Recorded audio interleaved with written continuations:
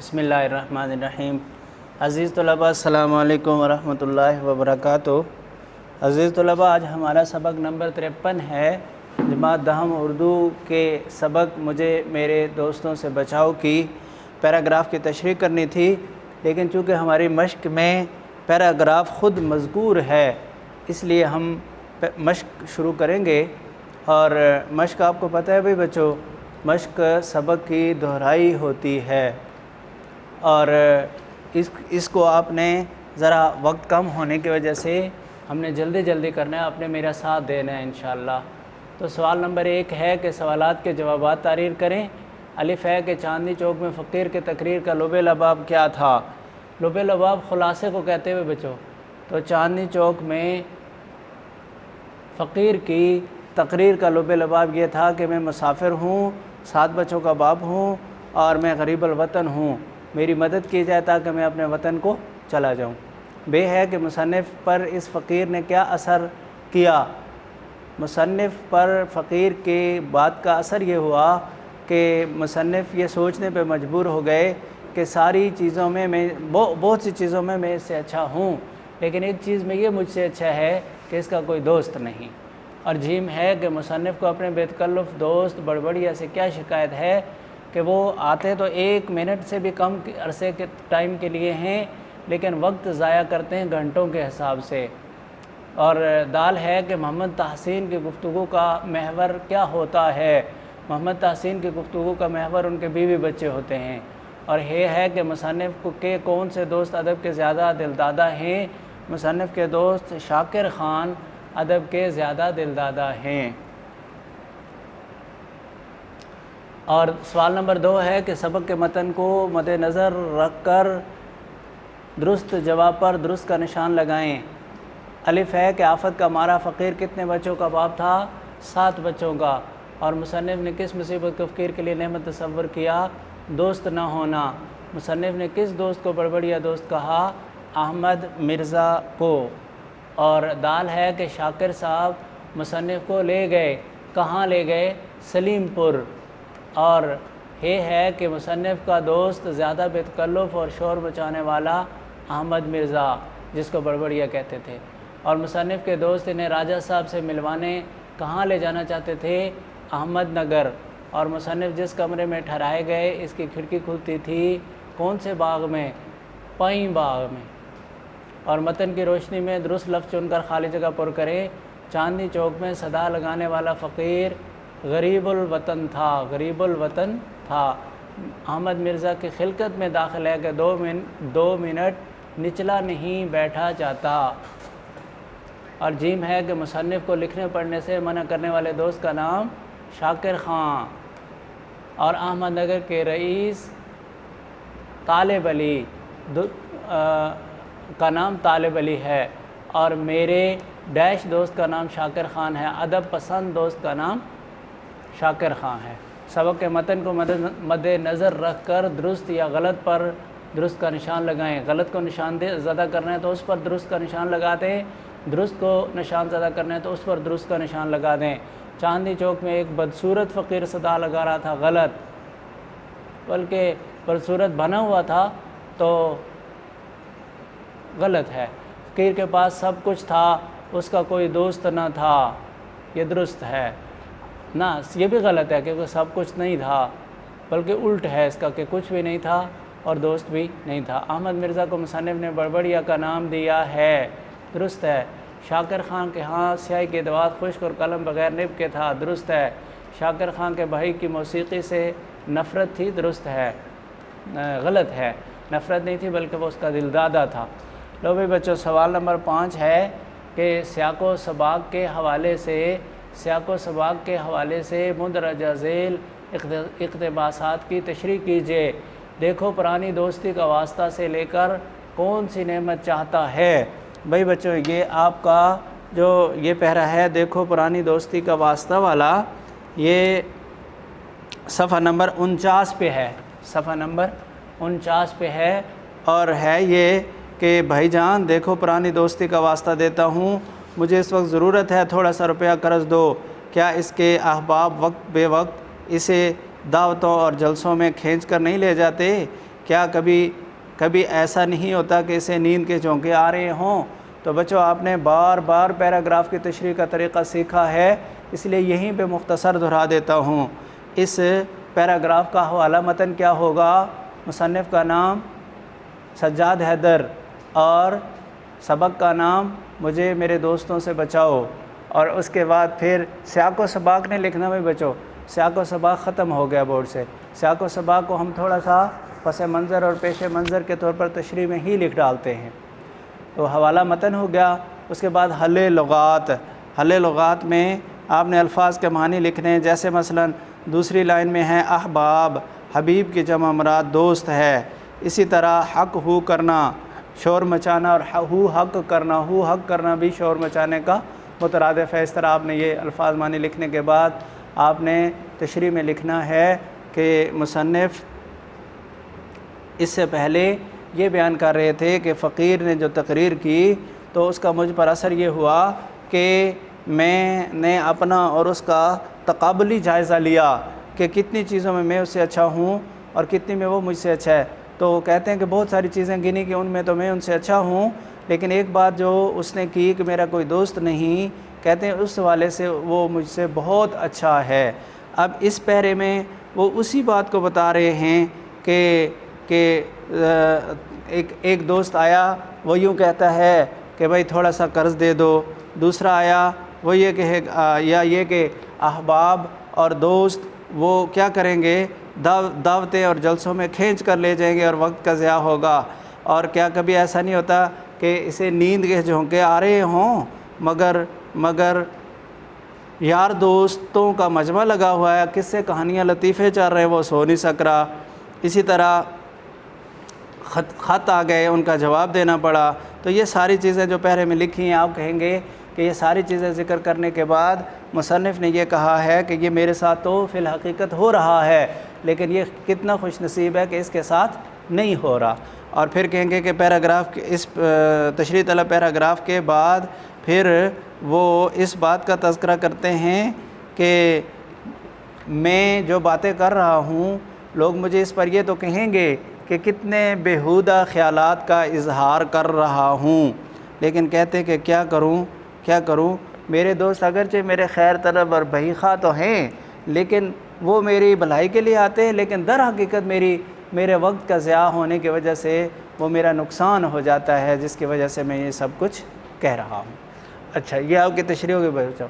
اور پیرا بے یعنی ایک دوسرے پیرے کی تشریح بھی آپ سے طلب کی، اور وہ ہے کہ بادل ناخواستہ میں لکھ رہا تھا۔ تو بھئی بچوں یہ جو بادل ناخواستہ میں لکھ رہا تھا صفحہ نمبر 53 پہ ہے، صفحہ نمبر 53 پہ ہے کہ بادل ناخواستہ میں اٹھا اور نیچے گیا۔ شاکر صاحب کے دوست راجہ طالب علی صاحب تشریف لائے تھے، ان سے میرا تعارف کرایا گیا۔ تھوڑی دیر کے بعد وہ تشریف لے گئے اور مجھے بھی فرصت ملی اور میں نے یکسو ہو کر لکھنا شروع کیا پیرے کے آخر تک۔ اس میں بھی بھئی بچو حوالہ متن وہی اور حل لغات جو انڈر لائن کیے ہوئے ہوں گے، جیسے مثلا یکسو کا لفظ ہے، یکسو، تو یکسو کا معنی آپ کہیں گے کہ پوری طرح متوجہ ہو کر اور تنہائی میں۔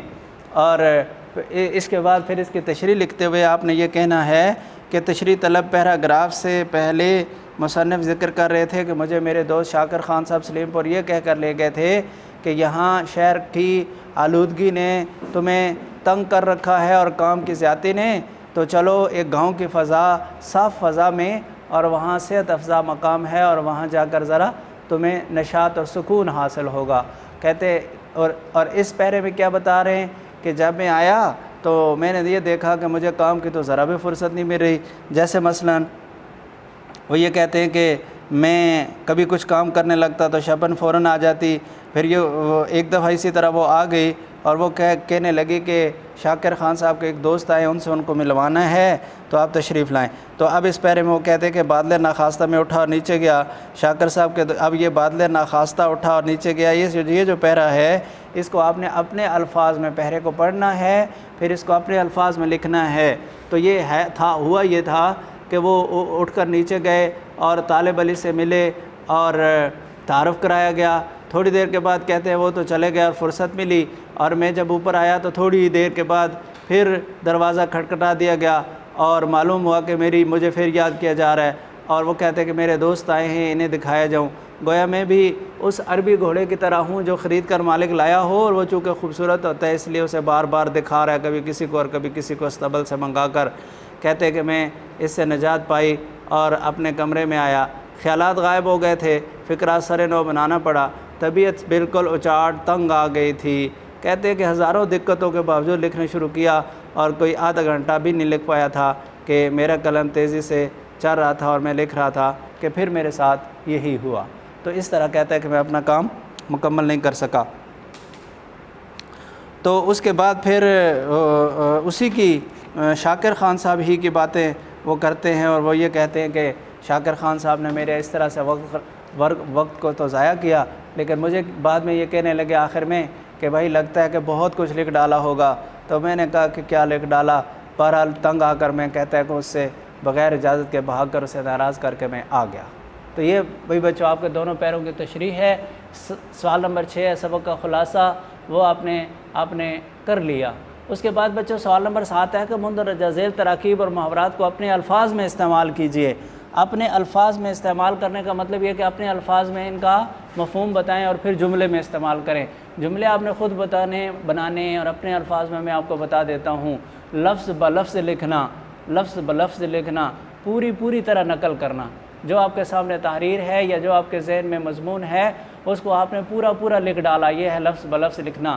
نحیف و نزار، دبلا پتلا اور کمزور، زندگی دو بھر ہونا، زندگی مشکل ہونا، نچلا نہ بیٹھنا، خاموش نہ بیٹھ سکنا، کلیجے پر پتھر رکھنا، زبردستی کوئی کام کرنا، شایان شان کے مطابق، ماتھا ٹھنکا، بات کھٹک گئی، رطب اللسان ہونا، بات چیت کرنا۔ اس کے بعد بچوں آپ کو جملہ اسمیہ اور جملہ فعلیہ کے ترکیب نحوی بتا رہے ہیں۔ ترکیب کس کو کہتے ہیں بچوں؟ ایک دفعہ جملے کے اجزاء کو الگ الگ کر کے پھر انہیں ملا کر جملے کو بنانا، یہ ترکیب ہوتی ہے۔ اور کہتے ہیں کہ کسی جملے کے اجزاء الگ الگ کرنے اور ان کے باہمی تعلق کو ظاہر کرنے کو ترکیب نحوی کہتے ہیں۔ ترکیب نحوی کرنے سے پہلے یہ جاننا ضروری ہے کہ جملہ اسمیہ ہوتا ہے یا فعلیہ ہوتا ہے۔ اگر کسی شعر یا مصرے کی ترکیب نحوی کرنا مقصود ہو تو اسے نثر میں تبدیل کرتے ہیں۔ ان کی ترتیب اس طرح ہوتی ہے: جملہ اسمیہ، پہلے فعل ناقص، پھر مبتدا، خبر اور متعلق خبر۔ فعل ناقص ہے، تھا، تھے وغیرہ وغیرہ ہوتا ہے بچوں۔ اور مبتدا وہ اسم ہوتا ہے، آگے جملوں میں آ رہا ہے، وہ اسم ہوتا ہے جو سب سے پہلے ذکر ہو، اور خبر اس کے بارے میں جو بات کی گئی ہو وہ ہوتی ہے۔ اور کچھ چیزیں پھر ہوتی ہیں ان کو کہتے ہیں کہ یہ خبر سے متعلقہ ہیں۔ اور جملہ فعلیہ میں فعل تام، فاعل، مفعول اور متعلق فعل ہوتا ہے، متعلق خبر نہیں ہوتا۔ بیٹا غلط لکھا ہوا ہے، لکھنا یہ چاہیے تھا کہ متعلق فعل، کہ جو لکھا ہوا نا متعلق خبر، اس کو لکھا ہونا چاہیے تھا کہ متعلق فعل۔ اچھا مثالیں دیکھو، ہم احمد ہوشیار ہے، اس میں ہے کو بھی چھوڑ دو، شروع سے جملے کی ترکیب کرو تو کہو گے کہ احمد مبتدا ہے، ہوشیار خبر ہے، اور ہے خبر فعل ناقص، ہے فعل ناقص۔ تو انہوں نے کیا کیا کہ ہے فعل ناقص ہے، احمد مبتدا ہے اور ہوشیار خبر۔ تو احمد مبتدا، ہوشیار خبر، ہے فعل ناقص، پہلے کہہ دو یا بعد میں کہہ دو۔ شاہد اور امان حاضر تھے، اس جملے میں تھے فعل ناقص ہے، شاہد اور امان مبتدا، حاضر خبر۔ اور اب جملہ فعلیہ کی مثالیں دیکھو، جمیلہ کتاب پڑھتی ہے، جمیلہ۔ اب اس جملے میں بھائی بچوں ہم یہ دیکھیں گے کہ جو فعل ہے وہ فعل تام ہوگا، تو اس کی کیسے آپ کریں گے ترکیب؟ جمیلہ فاعل، فعل کے لیے فاعل ہوتا ہے، مبتدا نہیں ہوتا، تو اس لیے جمیلہ فاعل اور کتاب پڑھتی ہے فعل، اور ہے یہ فعل ناقص، متعلق ہو جائے گا کتاب پڑھتی سے، فعل سے۔ تو جمیلہ فاعل نہ بلکہ کتاب مفعول ہے، جمیلہ فاعل، کتاب مفعول، پڑھتی فعل اپنے فاعل اور مفعول سے مل کر جملہ فعلیہ بنا لے گا، اور ہے فعل ناقص اپنی جگہ پر رہ جائے گا۔ پڑھتی ہے فعل اور جمیلہ فاعل اور کتاب مفعول۔ اقبال نے مون مارکیٹ سے نیا قلم خریدا، دیکھو خریدا فعل، اقبال فاعل، نیا علامت فاعل، مون مارکیٹ مجرور، اور سے حرف جار، اور مون مارکیٹ سے متعلق فعل ہو جائے گا، جار مجرور مل کر یہ متعلق فعل ہوگا۔ دیکھو پہلے کہا تھا نا کہ متعلق خبر ہے، جملہ فعلیہ میں متعلق خبر تو ہوتی نہیں، تو وہ فعل سے متعلق ہوتا ہے۔ نیا صفت قلم موصوف، نیا قلم موصوف صفت مل کر مفعول، یہ جملہ فعلیہ ہوا۔ تو کیسے کریں گے؟ اقبال فاعل، نے علامت فاعل، مون مارکیٹ یہ مفعول فی بھی ہوگا اور مفعول بھی کہہ سکیں گے اسے۔ نیا قلم موصوف صفت مل کر مفعول، اور خریدا یہ فعل۔ تو یہ فعل اپنے فاعل اور مفعولوں سے مل کر، اب دیکھیں مون مارکیٹ مجرور اور سے جار مجرور مل کر مفعول فی کہتے ہیں بھائی بچوں اس کو۔ تو گویا کہ فعل اپنے دونوں مفعولوں سے، ایک مفعول فی ہے اور ایک مفعول ہے، تو دونوں مفعولوں سے مل کر اور فاعل سے مل کر جملہ فعلیہ، فعل اپنے دونوں مفعولوں اور فاعل سے مل کر جملہ فعلیہ۔ اچھا جی، تو سوال نمبر 8 یہ ہے کہ جملوں اور مصرعوں کی ترکیب نحوی کریں۔ شاہ رخ اسلم کا بھائی ہے، شاہ رخ مبتدا اور اسلم کا بھائی خبر، اور ہے فعل ناقص، فاعل مبتدا اور خبر مل کر جملہ اسمیہ۔ شمع ہر رنگ میں جلتی ہے سحر ہونے تک، شمع ہر رنگ میں جلتی ہے، یہ جلنا فعل تام ہے بھائی بچوں، تو یہ جملہ فعلیہ ہوگا۔ تو شمع فاعل، جلتی ہے مفعول فعل، اور سحر ہونے تک یہ ہے اس کا مفعول، اور ہر رنگ میں متعلق، تو فعل فاعل مفعول متعلق مل کر جملہ فعلیہ خبریہ۔ تندرستی ہزار نعمت ہے، تندرستی مبتدا، ہزار نعمت خبر، اور ہے فعل ناقص مبتدا خبر مل کر جملہ اسمیہ۔ رابعہ اور مومنہ کتابیں خریدنے گئیں، رابعہ اور مومنہ مبتدا، کتابیں بلکہ یہ جو خریدنے گئیں، یہ خریدنے مصدر ہے، مصدر، تو بھائی بچوں مصدر اسم ہوتا ہے، فعل نہیں ہوتا۔ رافع اور مومنہ مبتدا، کتابیں خریدنے گئیں خبر، مبتدا خبر مل کر جملہ اسمیہ خبریہ۔ شہریار بیمار ہے، شہریار مبتدا اور بیمار ہے خبر، یعنی ہے فعل ناقص الگ کہہ دو یا دونوں کو ملا کر خبر کہہ دو، ایک ہی بات ہے، کیونکہ بعد میں مثال ملانا ہی پڑتا ہے۔ اب کہتے ہیں افسانہ کیا چیز ہوتی ہے؟ یہ اس فرضی کہانی کو کہتے ہیں جو مختصر، دلچسپ اور واقعاتی لحاظ سے زندگی کے کسی پہلو پر روشنی ڈال رہی ہو۔ افسانہ فرضی کہانی ہوتی ہے بھائی بچوں، حقیقی کہانی ہو تو اسے قصہ اور کہانی کہتے ہیں، فرضی ہو تو اسے افسانہ کہتے ہیں، لیکن یہ سبق آموز ہوتی ہے، اور یہ زندگی کے کسی شاید ایک یا دو پہلوؤں پر اثر انداز ہوتی ہو، اور سب پہلوؤں پر بھی ہو سکتی ہے۔ اس کے کردار فرضی ہوتے ہیں لیکن حقیقی نظر آتے ہیں، اس کی طوالت اتنی ہوتی ہے کہ ایک نشست میں پڑھا جا سکے۔